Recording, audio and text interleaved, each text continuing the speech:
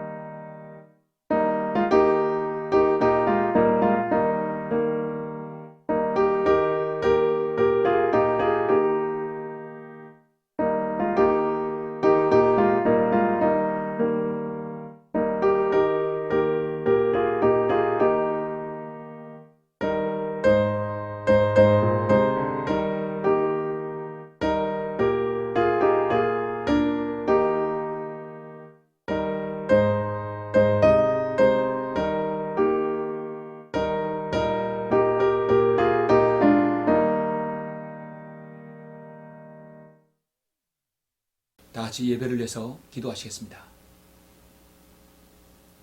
은혜와 진리가 충만하신 아버지 하나님, 감사를 드립니다.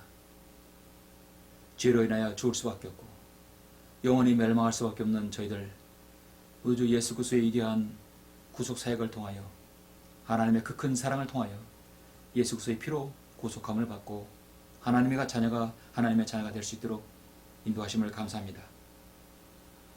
한 주일 동안도 하나님의 은혜 가운데 저희들 잘 지켜 보호해 주시고 오늘 9월의 넷째 주 경배를 하나님 앞에 드릴 수 있도록 인도하심을 감사합니다.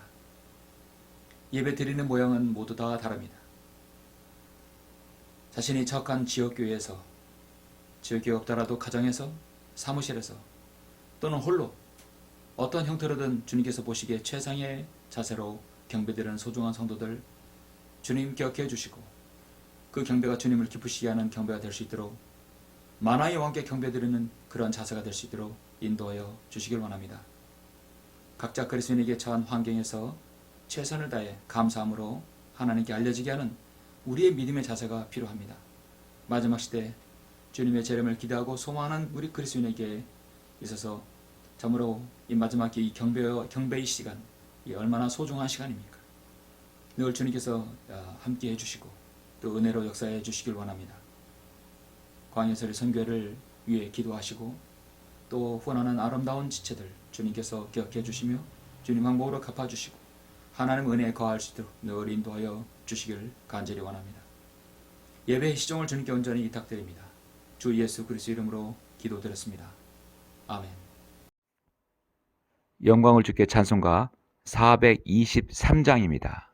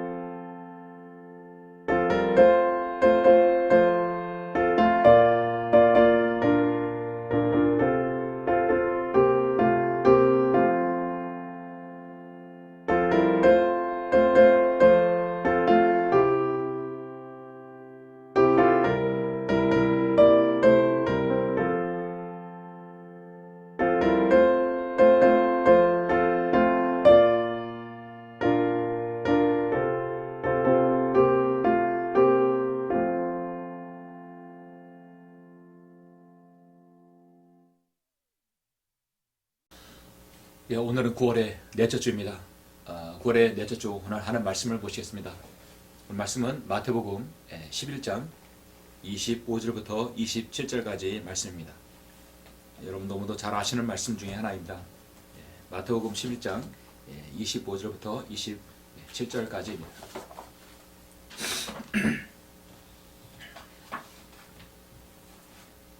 제가 25절부터 27절까지 봉독해 올리겠습니다.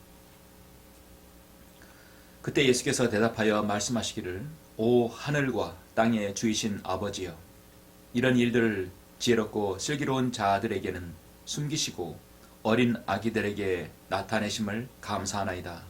그러하옵니다. 아버지여, 이는 그렇게 하시는 것이 아버지 보시기에 선함이니이다.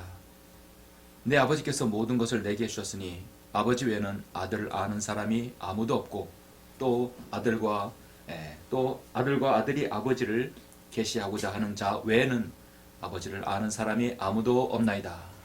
아멘. 27절까지 있습니다. 제가 잠시 말씀을 위해서 기도하고 말씀을 전하겠습니다. 존귀하시고 위대하신 아버지 하나님, 감사와 영광과 찬양을 돌려드립니다. 예수 그리스도의 피로 구속받은 사랑하는 성도들, 주님께서 오늘 이렇게 셋째 주 주일 아침을 통해서 하나님의 말씀을 듣고 경배드릴 수 있는 소중한 시간과 장소를 허락해 주심을 감사합니다. 하나님께서는 이 땅에 있는 모든 일어난 일들을 관장하시고 주님께서 주장하십니다.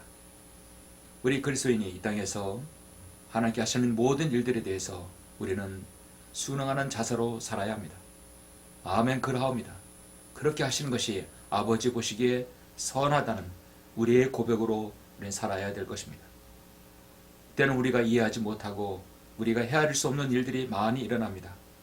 오늘 말씀을 통해서 정말 우리의 믿음의 자세와 또 우리가 하나님의 말씀을 듣고 따르는 모든 피조물이 또 주님의 귀한 성도들이 어떠한 자세로 어떠한 신앙 인격으로 살아야 되는지를 오늘 말씀을 통해 전하고자 할 때 주님께서 함께 해주시고 말씀을 우리가 숙고하는 시간 될 수 있도록 인도하여 주시옵소서. 모든 걸 주님께 부탁드립니다. 주 예수 그리스도 이름으로 기도드렸습니다. 아멘. 오늘 말씀의 제목은 순응하는 그리스도인, 순응하는 믿음, 순응하는 믿음으로 라는 제목으로 잠시 설교하고자 합니다.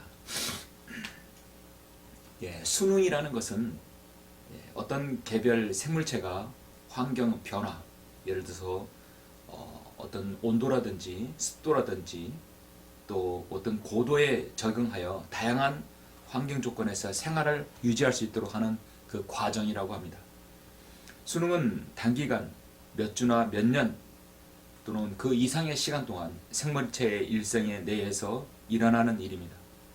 세상에는 모든 피조물의 모든 생물체는 환경의 변화에 따라 형태학적이나 행동적, 물리적으로, 생화학적으로 특성을 스스로 조정하여 어떠한 환경에서도 순응할 수 있는 능력을 하나님께서 주셨습니다. 인간은 오랜 기간 모든 생물체가 어떻게 그렇게 그러한 방식의 자연 환경에 순응하는지에 대해서 계속 연구하고 있지만 사실 답은 알려지지 않고 있습니다. 모든 피조물은 불평 하나 없이 세상의 모든 하나님의 조성하신 그 환경에 따라 순응하고 있습니다. 이것은 모든 자연 환경과 모든 피조물이 진화하고 있다는 것과는 전혀 다른 말입니다. 진화와 순응은 전혀 관계가 없는 말입니다. 중동 지역의 아랍인들이 갖고 있는 큰 문제 중 하나가 바로 숙명론입니다. 그들 많이 쓰는 말 하나 가운데가 하나가 인샬라입니다. 그것은 곧 알라의 뜻, 신의 뜻이라는 것이죠. 언뜻 생각하면 그들에게 알라의 뜻을 따른 굉장히 신앙이 있는 것처럼 보이나 실상은 그렇지 않습니다. 그들은 마땅히 해야 할 일을 하지 않는 핑계로 쓰고 있는 말이 바로 인샬라입니다. 자신이 가난해도 그것이 신의 뜻이기 때문에 어쩔 수 없다고 포기합니다. 약속 시간보다 자신의 게으름으로 서너 시간 늦어서 늦게 나오면서도 인샬라 하면 신의 뜻이라고 당연하게 여긴다고 합니다. 그런 생각을 갖고 바로 우리 위대한 하나님을 섬기는 사람들이 이 땅에도 많이 있습니다. 바로 그것은 극단적인 칼빈주의자들입니다. 모든 주권이 하나님의 있기 때문에 인간의 책임은 배제된다고 오해하는 신앙입니다. 세상의 모든 것은 하나님의 예정하에 하나님이 예정된 길의 시간 속에 있다고 이루어지고 있는 사람들이죠. 그래서 인간은 거기에 그냥 순응하는 길밖에 없다고 말합니다. 그들은 기도를 한다고 하지만 하나님의 예정 속에 속해 있다고 하죠. 자신의 모든 일들이 하나님의 예정 속에 있다. 심지어 인간의 구원과 인간의 타락, 또 인간의 유기됨, 지옥으로 가는 모든 것도 하나님의 예정과 하나님의 선택에 달려있다고 하기 때문에 인간이 할 수 있는 건 아무것도 없다는 것입니다. 이것은 자신이 일을 하나도 하지 않고 기도만 하는 것은 정말 그들은 극단에 치우치게 됩니다. 그러면 복음을 왜 전하고 왜 말씀을 전하고 우리는 왜 기도를 합니까? 사실 그래서 극단적인 칼빈주의에 빠지면 인샬라라고 외치는 아람인이나 사실 동일한 것입니다. 구원 받지 못하면 사실 짐승마도 못하는 것이죠. 사실 우리는 우리에게 자신에게 맡겨진 임무를 충실히 이행하여서 그 결과를 하나님의 섭리에 맡겨야 되는 것이 정답입니다. 여러분, 우리는 지금 이 세상에서 일어나고 있는 모든 일들은 하나님의 손에서 움직이고 관장되어 있음을 우리는 믿습니다. 하늘과 땅의 모든 권세는 창조주 하나님께 주어졌다고 성경은 말씀합니다. 로마서 13장 1절 말씀이 하나님께로부터 나오지 않는 권세는 없나니 모든 권세는 하나님께서 정하신 것이라.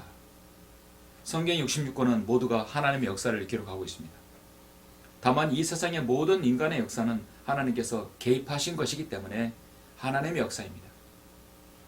중요한 것은 인간이 여기에서 그분의 관장하심이 순응하나 그렇지 않느냐에 따라 인간의 미래는 결정됩니다.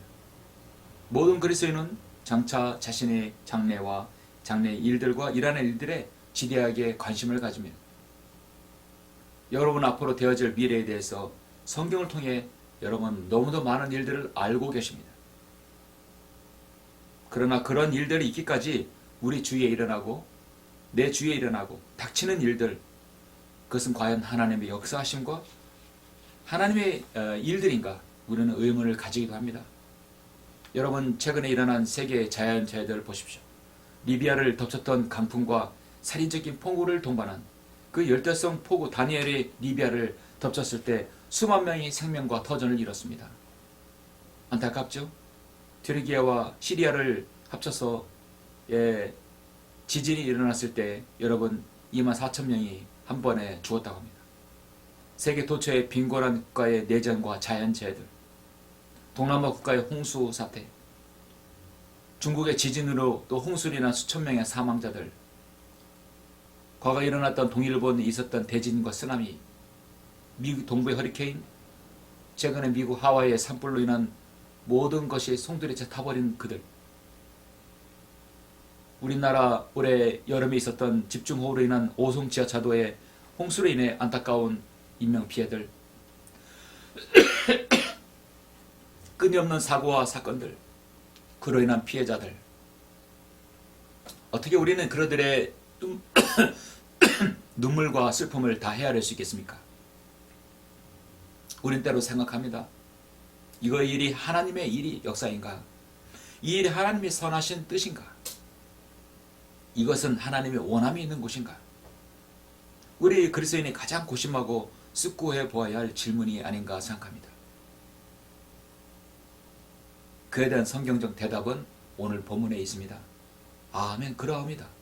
그렇습니다. 아버지께서 그렇게 하시는 것이 아버지 보시기에 선합니다. 선함이니다.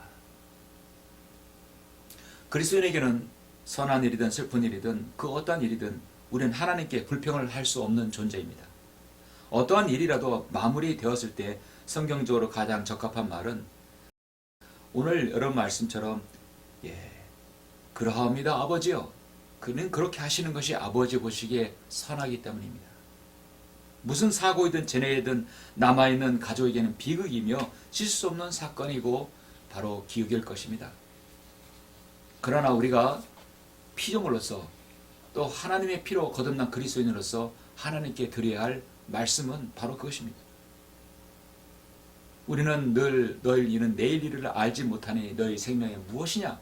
잠깐 보이다 사라지는 안개되라 말씀 그 아래 우리의 구원과 우리의 구원이 얼마나 소중한지를 다시 한번 알게 되는 사건들이 너무나 많습니다. 우리는 어느 때나 주여 그려하옵니다. 그렇게 순응하는 성도가 되어야 될 것입니다. 오늘 성경에서 저는 그러한 표현이 있는 이 말씀을 통해서 우리가 다시 한번 주님을 신실하게 섬기는 또 그런 계기로 삼았으면 합니다. 여러분은 마태복음 11장의 상황을 잘 아실 것입니다. 우리 주 예수 그리스도의 사역의 한 부분입니다. 주님께서는 지금 자신의 백성들로부터 거부당하고 계십니다. 당시 힘 있는 자들, 바리새인과 서기관들, 율법사들, 당시의 종교 지도자들은 예수 그리스도께서 이루시는 천국의 왕국의 도래를 지금 막고 있는 상황입니다. 주님께서는 그들을 향하여 위선자라고 아주 오니엘의 서리발처럼 강력하게 제시하고 그들에게 질타하고 있습니다. 이들은 왕을 거부하고 천국이 임하는 것을 막고 인을 하고 있는 것입니다. 주님께서 이루고자 하는 왕국을, 그 천국을 자신들이 차지하고 싶었던 것이죠. 이들은 하나님의 말씀을 들을 수 있는 길을 가지고 있지 않습니다. 그래서 성경은 들을 귀 있는 자는 들을지어다라고 말씀하시는 것이 그 이유죠. 주님께서는 마태복음 11장 16절에서 내가 이 세대를 무엇에 비유할까? 주님은 말씀하십니다. 그러나 내가 이 세대를 무엇에 비유할까? 우리가 너희를 위하여 피리를 불어도 너희가 춤추지 아니하며 우리가 너희를 위하여 애통하여도 너희가 통곡하지 아니하도다 라고 주님은 말씀하십니다. 반대를 위한 반대로서 당시 예수 그리스도를 대적하고 거부하는 시대가 바로 그때 시대입니다. 주님은 말씀하십니다. 자, 11장 문맥을 위해서 20절 잠깐 보시죠. 그 후 주께서는 자기가 권능을 가장 많이 행하신 성읍들이 회개하지 아니하므로 책망하기 시작하시더라. 코라시나 너에게 화 있으리라. 베사다야 너에게 화 있으리라. 너에게 행한 권능이 투로와 시돈에서 행하였더라면 그들이 벌써 베옷을 입고 제에 앉아 회개하였으리라. 그러나 내가 너에게 말하노니 심판날에 투로와 시돈이 너희보다 더 견디기 쉬우리라. 가퍼나움아 하늘까지 높아진 너는 지옥까지 낮아지리라. 너에게 행하였던 권능을 소돔에서 행하였더라면 그 성읍이 오늘까지 남아있었으리라. 그러나 내가 너에게 말하노니 심판날에 소돔 땅이 너보다 더 견디기 쉬우리라. 주님께서 지금 공생에 사역하실 때 얼마나 많은 이적들, 기적들을 베풀었습니까? 가퍼나움, 베세다의 오병이어 기적 여러분 기억하시죠? 이런 많은 기적들, 이적들은 주님의 자신의 백성들을 향한 주님의 사랑이었고 주님의 권능의 표현이었습니다. 주님께서는 없는 것에서 무에서 유를 창조할 수 있는 분이십니다. 병든 자와 죽은 자를 살리시고 헐벗고 굶주린 자를 그들은 먹이셨습니다. 그런데도 그 권능을 보면서도 주님의 왕국을 거부한 자들이었습니다. 차라리 내가 너에게 행한 권능을 투로와 시돈에서 행하였더라면 그들이 벌써 베옷을 입고 제에 앉아 회개하였으리라. 너에게 행했던 권능을 소돔에서 행하였더라면 그 성읍이 오늘까지 남아있으리라. 그럼 너희들은 보고도 믿지 않느냐. 그래서 주님께서는 말씀하십니다. 그때 예수께서 대답하여 말씀하시기를 오 하늘과 땅에 주이신 아버지여 이런 일들을 지혜롭고 슬기로운 자들에게는 숨기시고 어린 아기들에게 나타내심을 감사하나이다. 주님은 그렇게 말씀하셨어요. 그러하옵니다. 아버지시여. 이는 그렇게 하시는 것이 아버지 보시기에 선함이니이다. 이 주님의 26절의 말씀은 우리 모든 그리스도인이 이 땅에서 주님을 섬기는 것에 대한 순응의 자세입니다. 이스라엘의 극소수만이 주님을 영접하고 메시아로 인정하였죠. 그들의 존재는 매우 미약했던 것이었습니다. 고린도전서 1장 18절에서 십자가를 전파하는 것이 멸망하는 자들에게는 어리석은 것이지만 구원을 받은 우리에게는 하나님의 능력이라. 대다수의 서기관, 종교 지도자들은 바리새인들은 이 말씀을 거의 100%를 해도 믿지 않았습니다. 단지 소수만이 하나님 말씀을 믿었고 구원받은 것이죠. 오늘날 우리가 세상에서 십자가를 전파하는 것이 멸망한 자에 좀 어리석은 것이었지만 소수의 그리스도인만이 이 말씀을 알고 있습니다. 고린도전서 1장 21절에서 하나님의 지혜에 있어서는 세상이 그 지혜로 하나님을 알지 못하였기에 하나님께서 복음 전파의 어리석음으로 믿는 자들을 구원하시기를 기뻐하셨다고 말씀합니다. 이스라엘의 거부는 이제 표면적으로 드러나기 시작합니다. 그래서 주님께서는 이제 모든 이스라엘을 향한 또 이방인을 향한 포괄적인 아주 무제한적인 초청을 주님께서 하시고 계시죠. 28절 수고하고 무거운 짐진 자들아 다 내게로 오라. 그러면 내가 너에게 쉼을 주리라. 나는 마음이 온유하고 겸손하니 내 멍에를 메고 나에게서 배우라. 그러면 너희가 너희 혼에 쉼을 얻으리라. 이는 내 멍에는 쉽고 내 짐은 가볍기 때문이라고 하시더라. 위대한 말씀 구절입니다. 전 인류를 향한 가장 포괄적이고 무제한적이고 파격적인 초청입니다. 지금까지 왕은 계속해서 거부되어졌습니다. 우리 주님은 메시아로 오셨지만 그들은 메시아로 인정하지 않았어요. 개별적으로 예수 그리스도를 메시아로 받아들이는 제자들과 일부 백성을 제외하고는 이스라엘 민족적으로 또다시 주님을 거부하는 것입니다. 이것을 우리는 그리스도인 우리가 말씀을 통한 표현이 무엇이라고 해야 될까요? 하나님의 뜻이고 하나님께서 보시기에 선한 일이기 때문입니다. 이스라엘의 거부로 그들은 AD 70년에 철저히 로마에 파괴되었고 전세계로 디아스포라를 당하게 되었고 그들은 2차 대전 때 나치 히틀러를 통해서 엄청난 고난과 고역을 겪게 되었습니다. 그리고 그들은 이제 그 이후에 서서히 이스라엘 자신의 고토로 모이고 있습니다. 그들은 자신들이 그 민족적으로 지금 독립을 했어도 그들은 고토로 모이면 이제 마지막 이제 교회가 올라가면 전무후무한 대환란이 그들에게 닥칠 것입니다. 그들은 인류에 있어서 가장 마지막 혹독한 고난을 당할 것입니다. 그들의 거부로 말미암아 그 후손들이 그렇게 당하는 것입니다. 이것은 미리 하나님께서 신구약 여러 곳에서 이스라엘의 민족적으로 고난을 당할 것이라는 것을 이미 말씀하고 오셨고 요한계시록에서 너무도 자세하게 말씀하고 있습니다.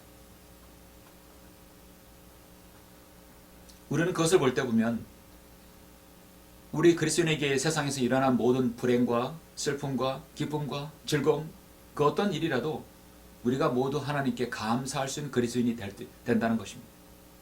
그것은 바로 26절의 말씀을 우리가 실현하는 것이죠. 그러합니다.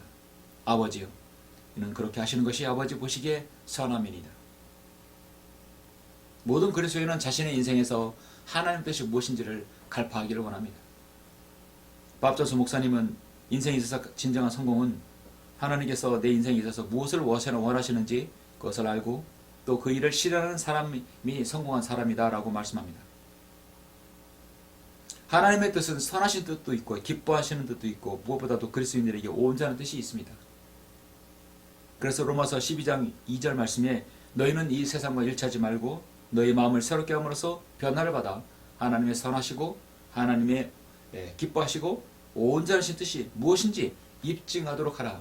그것이 바로 모든 그리스도인의 인생에 관한 숙제이죠.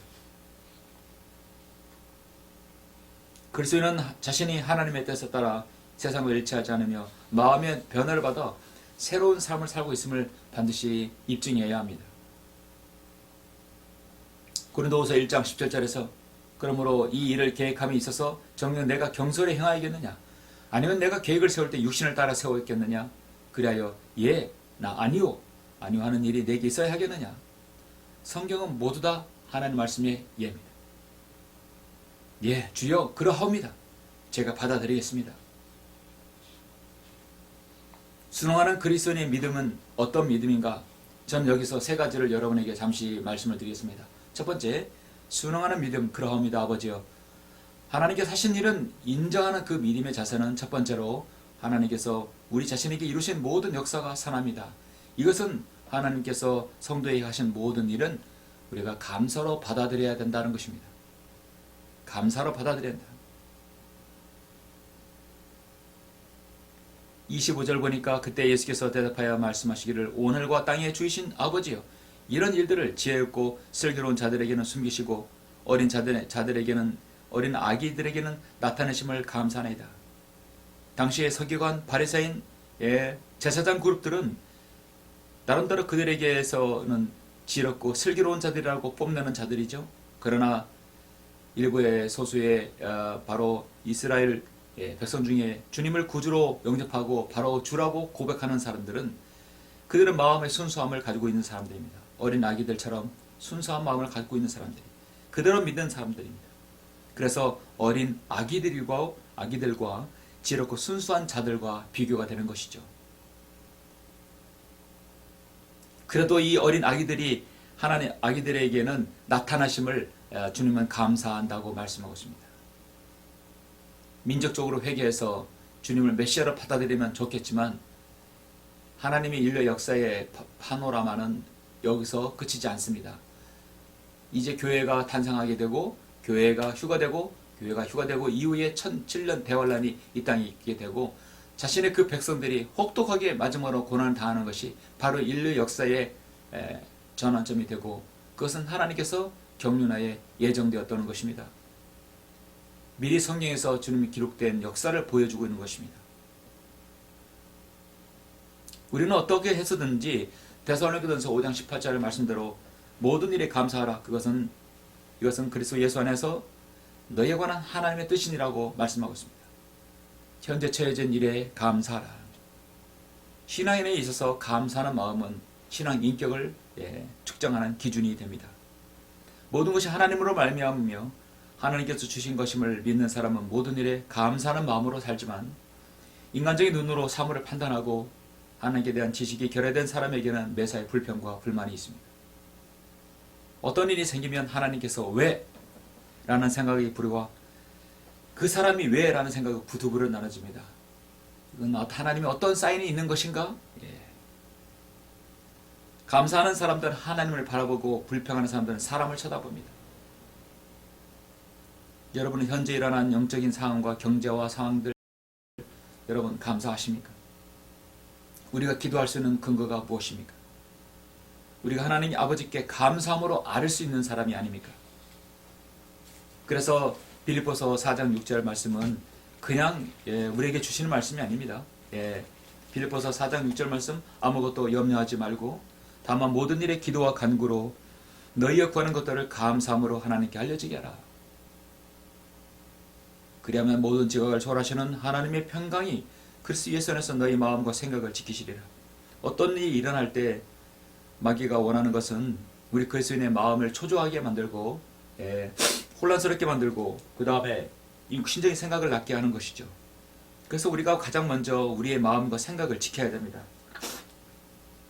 지키려면 먼저 그러한 현상들을 일어난 일에 대해서 하나님께 감사함으로 알려지게 해야 하죠.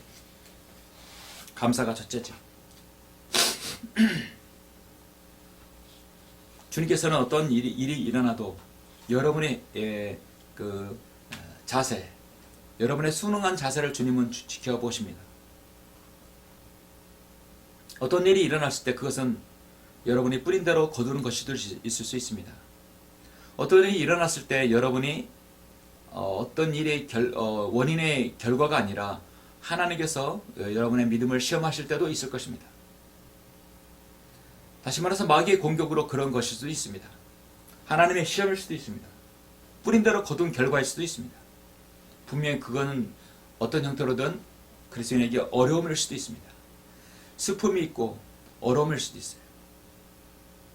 그러나 우리 구원받은 사람은 모든 것이 안 좋은 방향으로 가고 있지만 우리 그리스도인의 생각은 하나님의 생각, 하나님의 판단, 하나님의 역사심은 어디로 흘러가는지 우리는 그걸 주시해야 합니다. 여기서 우리가 감사할 것이 무엇인가를 찾는 것이죠. 여기서 내가 신앙 인격을 한번 수준 더 높여서 주님께 영광 돌리려면 무엇이 필요한지, 하나님의 역사하심과 하나님의 계획에는 어떤 방향이 있는지 여기서 우리가 그를 찾는 것입니다. 우리는 늘 실수할 수 있고 우리는 죄를 질 수 있고 우리는 하나님께 불순종할 수 있습니다. 또 순종할 수 있습니다. 거기에 관련된 일들에 대해서 어떤 형태로 우리가 감사를 드려야 되는지 여러분, 그 상황은 다 다르지만 우리의 믿음의 자세는 첫째, 감사해야 된다는 사실. 그리고 빌립보서 4장에 있는 말씀 11절 말씀처럼 사도 바울의 고백입니다. 내가 궁핍함으로 말하는 것이 아니니 이는 내가 어떤 처지에서도 스스로 만족하는 법을 배웠기 때문이라. 어떤 처지에서도 스스로 만족하는 법을 배웠다. 나는 비천에 처할 줄도 알고 또 풍부함에 처할 줄도 알며 모든 처지와 모든 일에 있어서 나는 배부름과 배고픔과 풍부함과 궁핍함을 다 배우노라.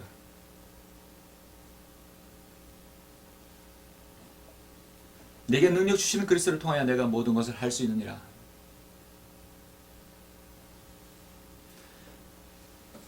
저는 젊은 청년 시절부터 사업을 했었습니다. 저는 사업도 해보고 직장생활도 해보고 개인 일도 해보고 여러 가지 일들을 다 해봤어요.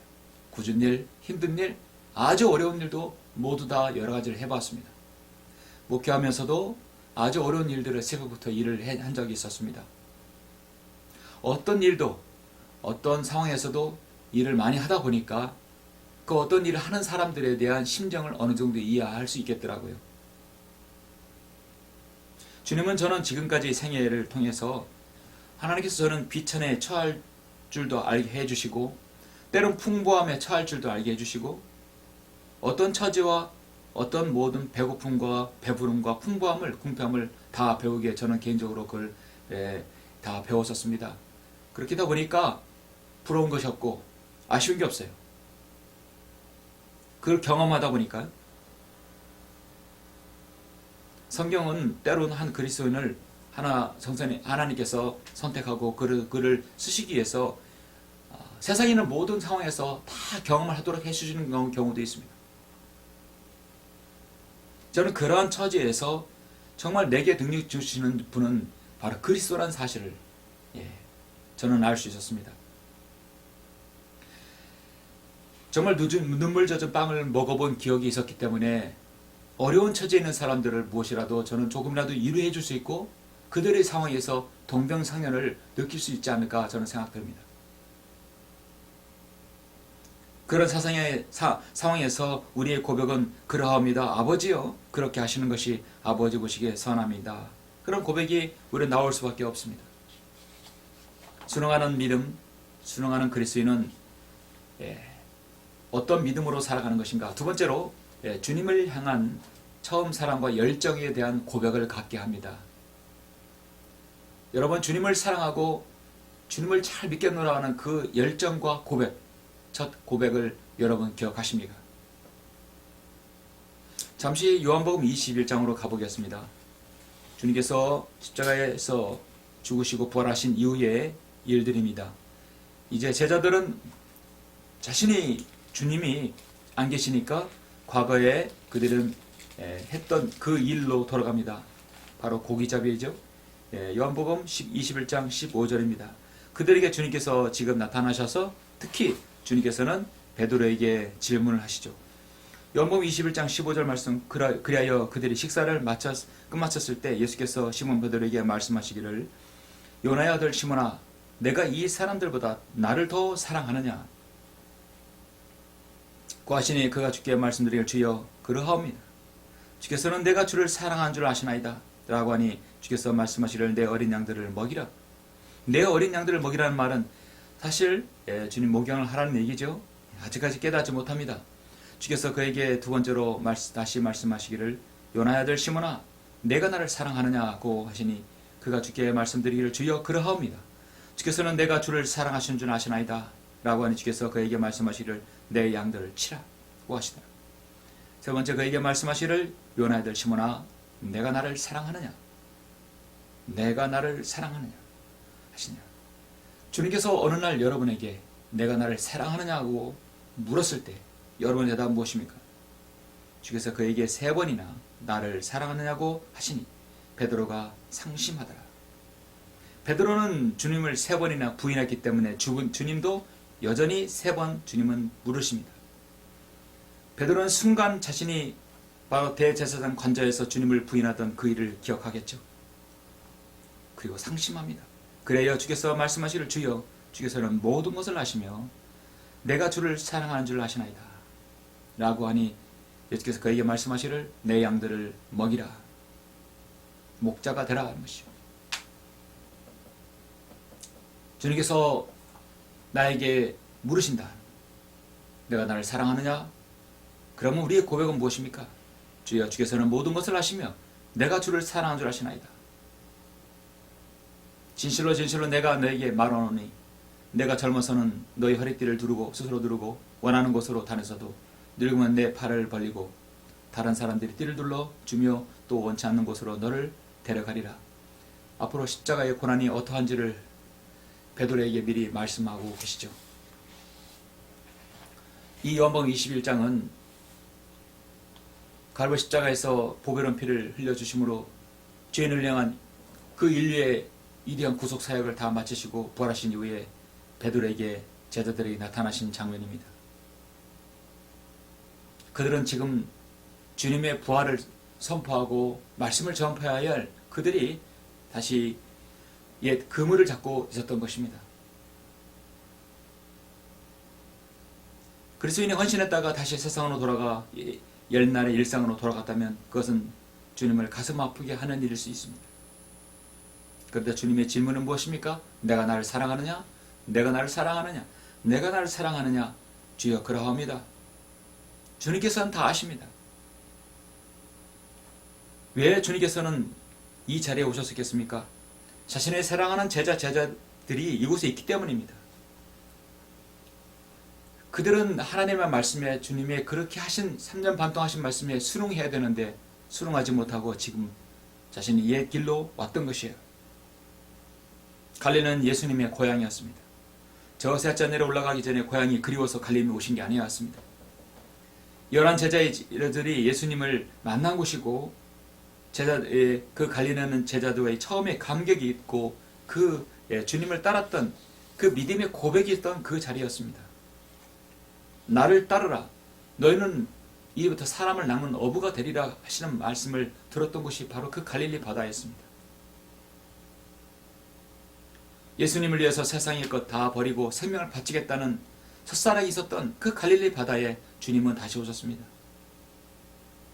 3년 동안 가르침을 받고 예수님을 위해 내 모든 것을 바치겠다고 결단한 곳이 바로 갈릴리였습니다. 지금 그런데 제자들은 지금 무엇을 하고 있습니까? 모두 절망해버리고 하루 자신의 생활을 영명하기 위해서 고기를 잡고 있는 것입니다. 열정도 식었고 감격도 없었습니다. 그들의 마음은 불안과 두려움만 있었습니다. 처음 열정과 감격과 사랑이 다 사라져버렸습니다. 이때 예수님께서 제자들을 위해 갈릴리에 가셨던 그 첫사랑을 회복하기 위해서 그들에게 오셨고 특히 주님은 베드로에게 다가가셔서 내가 나를 사랑하느냐고 3번이나 물으셨습니다. 3번 부인하기 때문에 주님께서도 어김없이 3번이나 물으셨을 때 베드로는 그때서야 깨달았던 것입니다. 이제는 베드로는 다시는 곁길로 새지 않습니다. 주여, 내가 올 때까지 그를 머물게 하고자 한들 그것이 너와 무슨 상관이냐? 너는 너의 일을 하라는 것이 주님께서 베드로에게 말씀하십니다. 베드로는 이후에 베드로 전후서를 기록하기까지 온전하게 주님을 따랐던 것입니다. 어떤 상황이 일어나면 우리는 과거의 믿음으로 과거의 상태로 돌아갈 수도 있어요. 그래서 그 돌아가는 것이 하나님 보시기에 선하게 돌아가야 되는데 그렇지 않으면 안 되겠죠. 처음에 했던 주님의 말씀, 처음에 들었던 주님의 말씀에 대한 나의 반응, 여러분의 열정과 여러분의 감격, 여러분의 그 첫 번째 헌신의 시간, 여러분 그때를 기억하신다면 현재의 상황을 통해서 그거를 바로 여러분 캐치하셔야 되겠죠.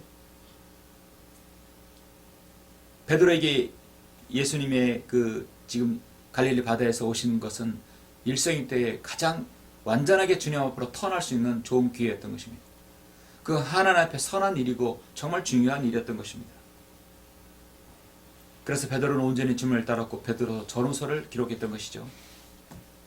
그래서 어떤 일이 일어나면 그것은 내가 하나님에 대한 열정과 감격, 첫사랑 다시 한번 기억하고 되짚는 시간이 되는 것입니다.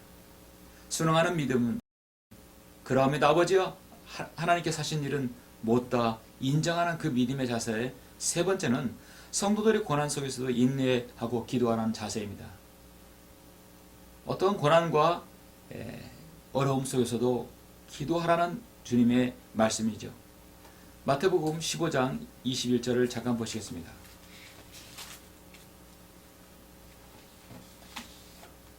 (15장 21절) 보시면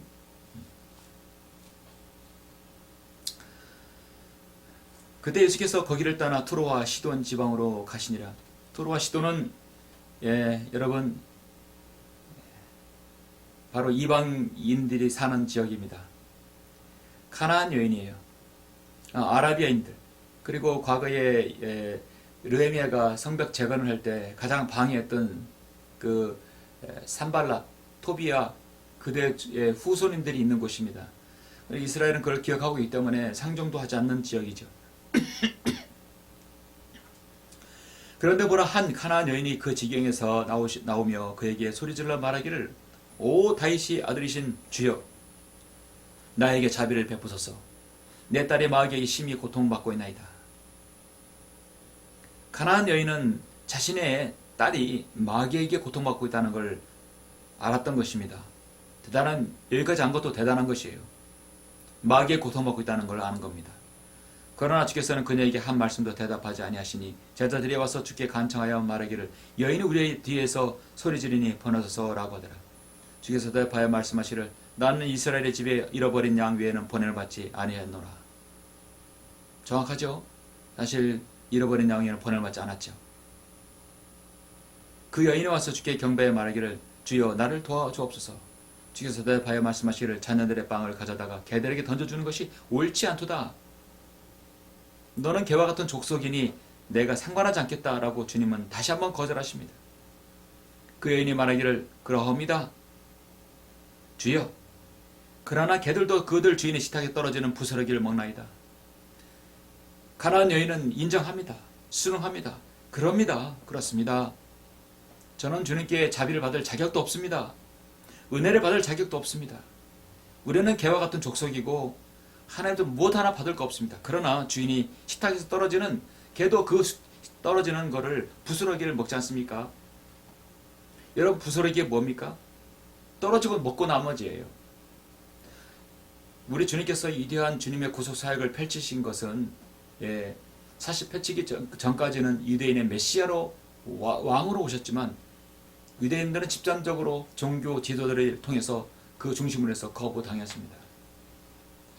주님의 위대한 식탁의 만찬은 이스라엘에게 거부되었고 그것이 지금 이방인에게 와서 저와 여러분이 구원받지 않았습니까? 여인이 말하는 이 말씀은요. 27절은 정말로 심오한 깊이가 있습니다. 그러하옵니다. 인정합니다. 내가 순응합니다. 주님. 그러나 개들도 그들 주인의 식탁에서 떨어지는 부스러기를 먹습니다. 유대인들이 자신에게 메시아로 왔던 것을 거부한다면 그것은 이방인에게도 받을 수 있는 자격이 되지 않습니까? 하는 거죠. 오 여인아 내 믿음이 크도다. 내가 바라는 대로 될지어다. 그 여인의 딸이 그 시각으로 나오니라 했습니다. 우리는 현재의 섬김에 대한 고난이 하나님께서 허락하신다고 믿는다면 우리에게 필요한 것은 인내와 믿음입니다. 이 여인은 인내와 믿음이 있었습니다. 인내는 어떤 인내는 어떠한 상황에서도 그걸 견디는 거죠. 믿음은 확신입니다. 가나안 지역에 주님께서 오셨다. 이거는 있을 수 없는 일이지만 주님의 파격적인 주님의 행보였습니다. 그런데 주님께서 가나안 땅에 오셨다는 것은 여기 이 스로페니키아 지역이죠. 일생일대의 기회였습니다. 이때 주님께 내가 치유받지 못하면 내 딸이 치유받지 못하면 다시는 그런 기회가 없다는 걸 알고 있습니다. 자신이 개이든 뭐든 간에 자신의 딸이 치유받는다면 여인은 만족하는 것이죠. 어떤 상황에서도 내가 이 상황에서는 인내하고 내 믿음을 주님께 보여야겠다는 이 가나안 여인이 있던 것입니다. 우리에게 참 많은 것을 시사해 주고 있습니다.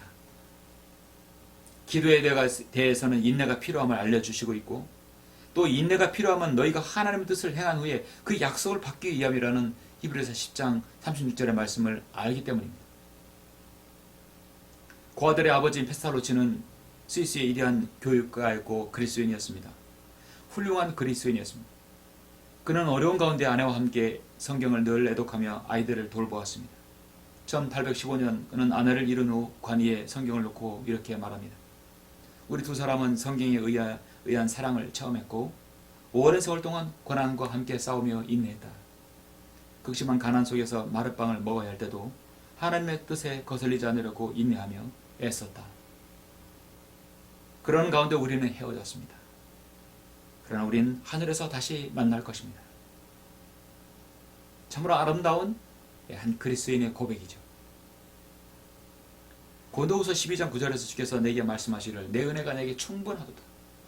이는 내 능력이 약한 데서 온전하게 됨이니 그러므로 내가 오히려 매우 기쁘게 나의 약한 것들을 자랑하리니 이는 그리스도인의 능력이 내게 거하게 하려 함이니라. 사도 바울의 역설적인 진리이죠. 약한 데서 강함이 나온다는 것입니다. 중요한 것은 내 은혜가 여기서 충분하다는 것이죠.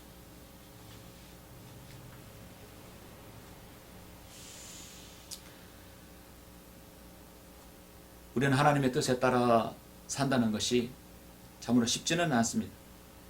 그러나 어떠한 상황에서도 우리가 주님께서 우리를 눈여겨보시는 것은 우리가 인내하고 우리의 믿음의 자세로 순응하느냐, 그 자세를 주님께서는 지켜보실 것입니다.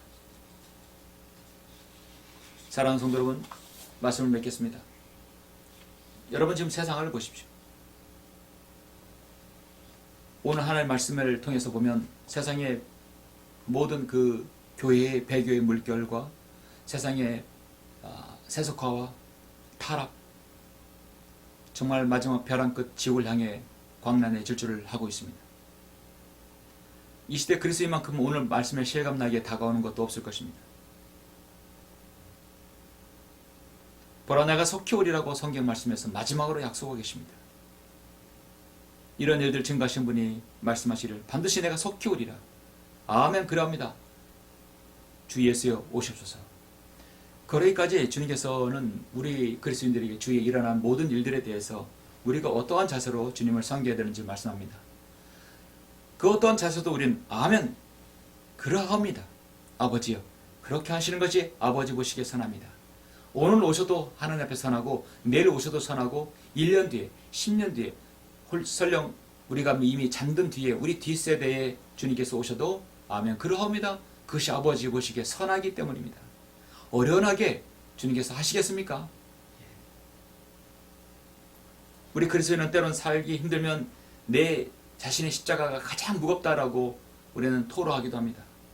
그렇습니다. 어떻게 보면 자신에게 진 십자가가 가장 힘들기도 합니다.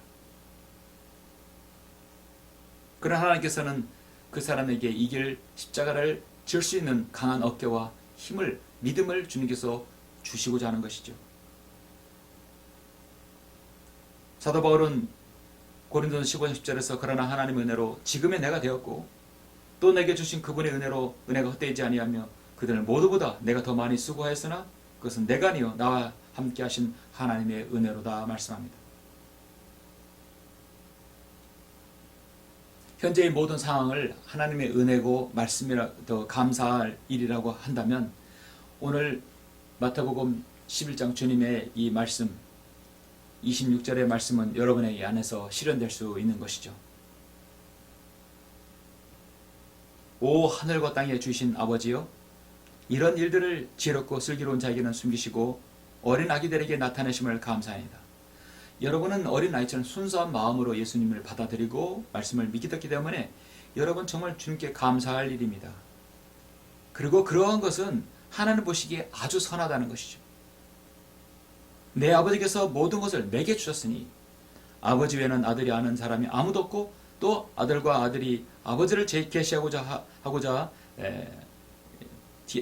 하는 자 외에는 아버지를 아는 사람이 아무도 없느니라 했습니다.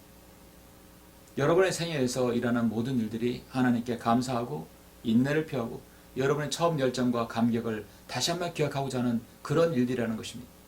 그러한 성숙한 믿음으로 순응하는 믿음으로 주님을 섬기기를 간절히 바랍니다. 기도하시겠습니다. 사랑과 은혜가 풍성하신 아버지 하나님 감사드립니다. 주님께서는 공생에 사역하시며 당시 종교 지도자들, 서기관, 바리새인, 그 제사장 그룹들은 그들은 나름대로 지혜 있고 그들은 나름대로 존경받을 수 있다 하더라도 절대 주님을 받아들이지 않았습니다.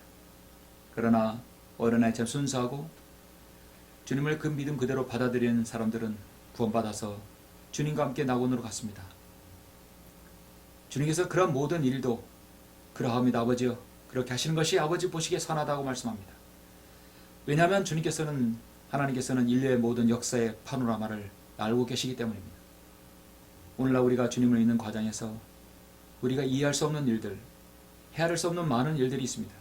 그 모든 일들이 우리는 오늘 말씀처럼 그러합니다. 아버지시여, 그렇게 하시는 것이 아버지 보시기에 선하다는 우리의 믿음의 고백으로 순응하는 마음으로 살 수 있도록 인도하여 주옵소서.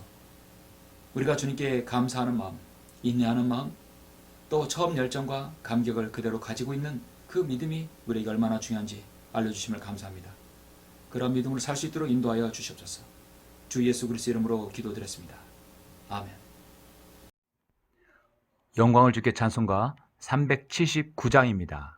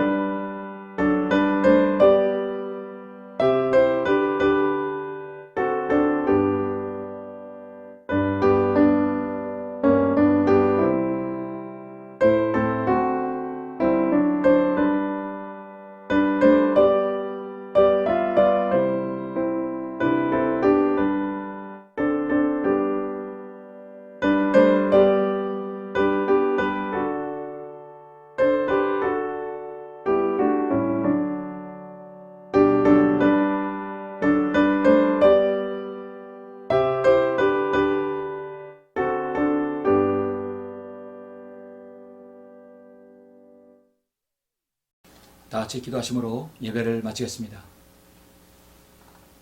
전지전능하신 아버지 하나님 감사를 드립니다. 주님께서는 전지전능하셔서 우주 만물을 말씀으로 창조하시고 그 동일한 능력으로 역사하시며 인간의 생사화복까지 주장하시는 분이십니다.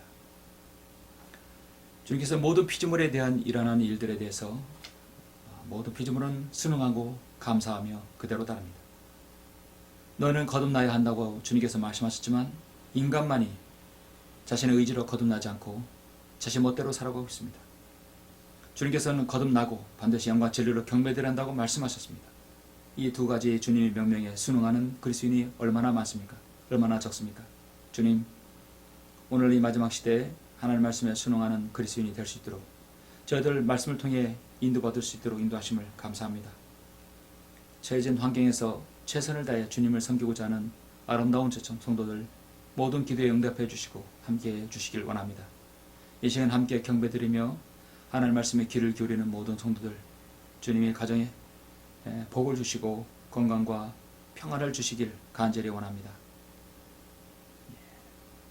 어떤 일에 대해서 감사하고 인내하며 자신의 첫사랑을 기억하는 우리 모든 성도들이 될 수 있도록 인도하여 주십소서. 감사를 드리며 주 예수 그리스도 이름으로 기도드렸습니다. 아멘.